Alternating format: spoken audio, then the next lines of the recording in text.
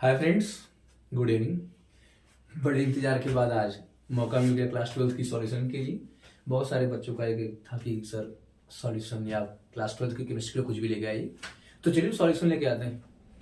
ये सॉल्यूशन नाम का जो आपका चैप्टर है, हम तो कोशिश कर देंगे कि 1 से 2 से 3 लेक्चर में फिनिश कर दें, बट प्रॉब्लम ये है कि थोड़ा सा लाइट प्रॉब्लम चल रही है, कुछ और दिक्कतें हैं जिसके कारण थोड़ा वक्त लगेगा। लेकिन आज शुरुआत कर दे रहे हैं आपका, क्योंकि बहुत बच्चों शिकायतें थी सर 26 जनवरी बीत गया और आपका क्लास स्टार्ट नहीं हुआ।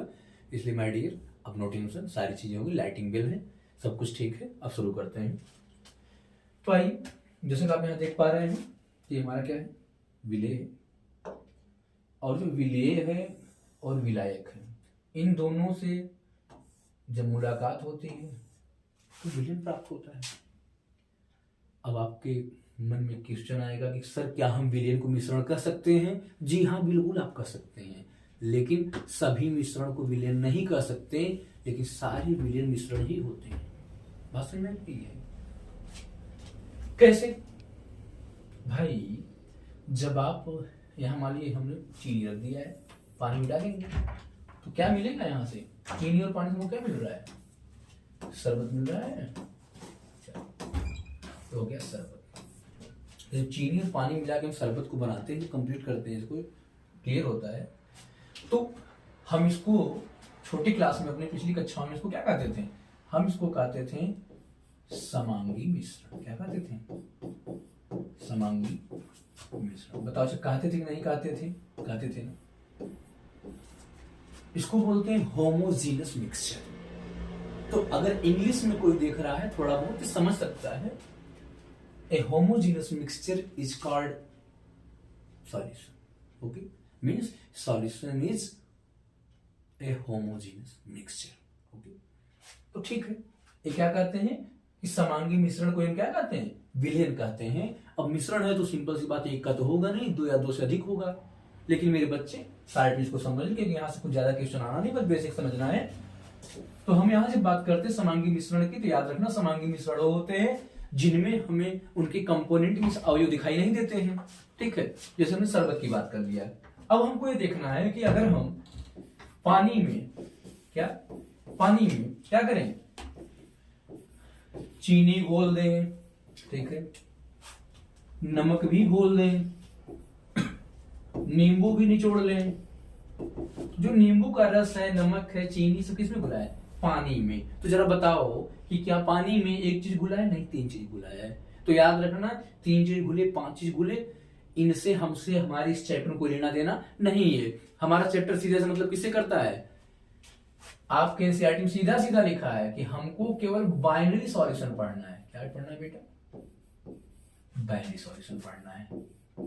बाइनरी सॉल्यूशन क्या होता है? बाई का मतलब होता है 2, तो बाइनरी सॉल्यूशन का मतलब द्विअंगी विलयन। क्या होता है? द्विअंगी विलयन। तो जो हमारे कोर्स में है केवल हम उसकी बात करेंगे, क्योंकि बोर्ड एग्जाम सिर पर है, तो हम यहां से बात करेंगे द्विअंगी विलयन।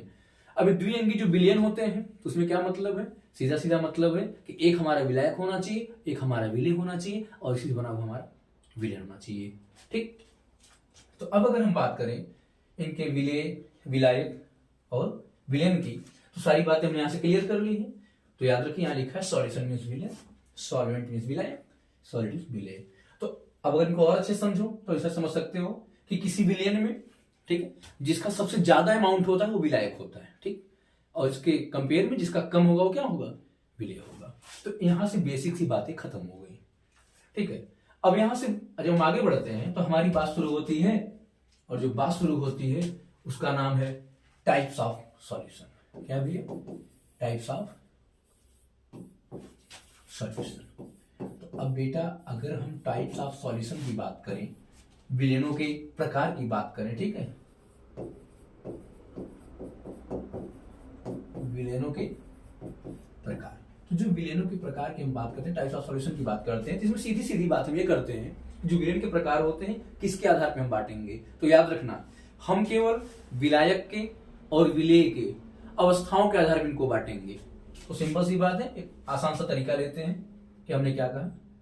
इधर आप रख लीजिए बेटा विलायक, बड़ी क्वालिटी है इस बोर्ड में, लेकिन समय की अल्पता होने के कारण हम खुद लिख दे रहे हैं। ठीक है, तो विलायक ले लो, ठीक, हम क्या करते हैं, एक विलायक ले लेते हैं, वो विलायक होता है ठोस। दूसरा ले लेते हैं, वो क्या होता है द्रव। तीसरा ले लेते हैं, क्या होता है गैस। ठीक, तो इंग्लिश में बोले तो वही बात, सॉलिड,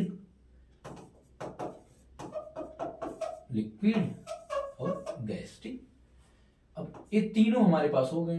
अब सोचो कि अगर इन तीनों से हम क्या करें, कि फिर तीन ले लें, किसको ले लें, सॉलिड था ही हमारे पास, लिक्विड भी है, गैस भी है, हम इधर आ जाते हैं।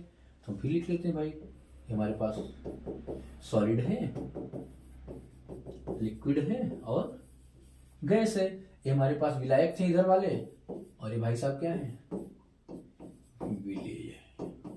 अब जरा सोचो, ठोस में क्या करो, सॉलिड को ले लो, फिर ठोस में क्या करो, लिक्विड को ले लो, ठोस में क्या करो, गैस को ले लो। बस समझ में नहीं।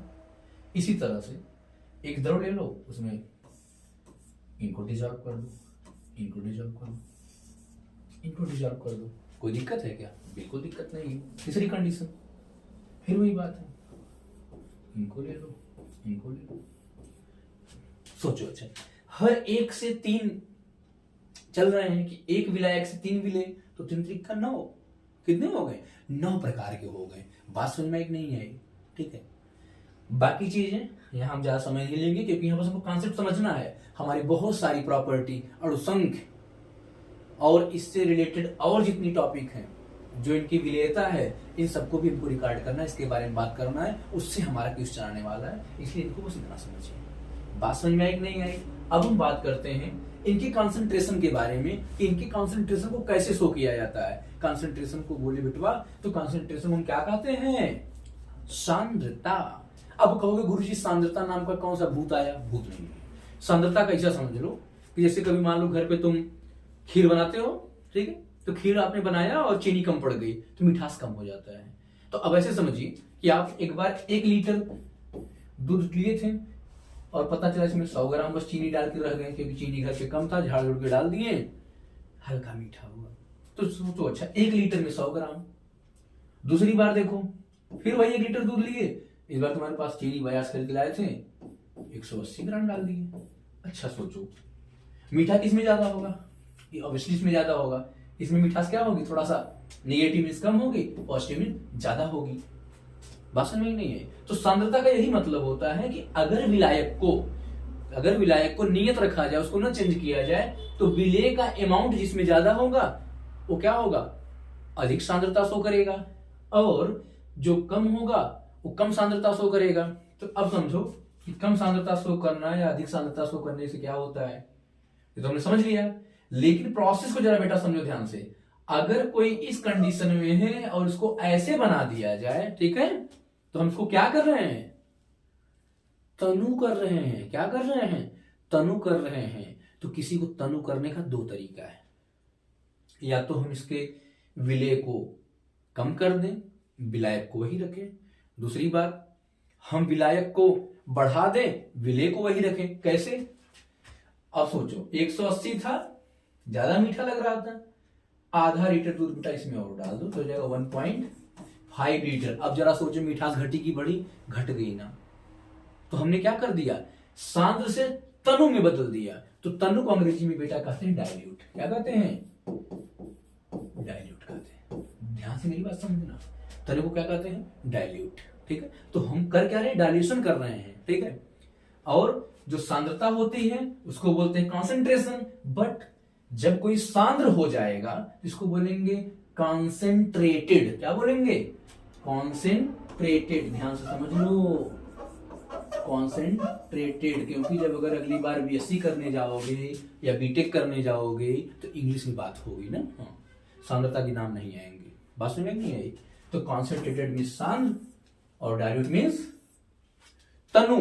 तो ये जो प्रक्रिया है, तो समझ गए कि तनु क्या होता है, सांद्र क्या होता है। तनु सांद्र करने का मतलब क्या होता है, और तनु करने का मतलब क्या होता है। तो जैसे मैंने तनु बताया, सांद्र समझ लो।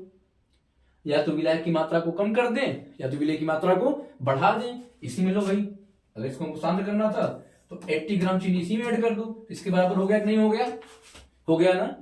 जब दोनों इक्वल हो जाएंगे तो कौन सांद्र है कौन तनु पता चलेगा, बिल्कुल नहीं पता चलेगा। तो याद रखना, सांद्र सांद्र है, तनु तनु। ठीक है। इसके बारे में बात और अच्छे से करेंगे। तो इस सांद्रता को दिखाने के लिए, ठीक है, बड़े सारे हमारे पास टॉपिक्स हैं। हम एक की बात कर लेते हैं, इसको बोलते हैं मास परसेंट। अच्छा जरा सोचो, हमने मास परसेंट का नाम ले लिया, तो अब मास परसेंट का मतलब तुम क्या समझ रहे हो बेटा? तो लगा मास परसेंट का सीधा सीधा मतलब तो मास मतलब क्या है? द्रव्यमान। और परसेंट का मतलब ही होता है गुणे 100। परसेंट मतलब क्या होता है? गुणे 100। तो अगर हम मास परसेंट की बात करें तो हम इसको हिंदी में क्या कहते हैं? द्रव्यमान प्रतिशत। ठीक। अब द्रव्यमान प्रतिशत मतलब क्या है? जैसे अगर हम देखें तो परसेंट का सीधा मतलब होता है कि किसी चीज को 100 भागों में तोड़ दो। ठीक है, कोई भी चीज जो होल होती है, जो कंप्लीट होती है, 100% होती है। इसको तोड़ दो, इसके तोड़ने के बाद तुम इसका जितना भाग ले रहे हो उतना परसेंट ले लिए, और जितना भाग छोड़ दिए उतना परसेंट छोड़ दिए। तो परसेंट का मतलब ये होता है, देखो नाम देखो, पर सेंट। सेंट मतलब 100, पर मतलब 1। हर 100 में कितना? तो 100 में 1 जो होता है वो 1% होता है। 100 में 2 कितना होगा? 2% होगा। 100 में 3 कितना होगा? 3% होगा। बात समझ में आई नहीं है? चल, तो 100 में जितना हम लेंगे उतना परसेंट होगा। तो तरीका ध्यान से समझो, द्रव्यमान प्रतिशत का सीधा सा तरीका कि द्रव्यमान की बात किया तो सीधा कहेगा भैया कि जो हमने विलेय घोला है, ठीक है, उसका द्रव्यमान, उसका क्या? द्रव्यमान, मास। और इसके बाद टोटल विलयन कितना बना?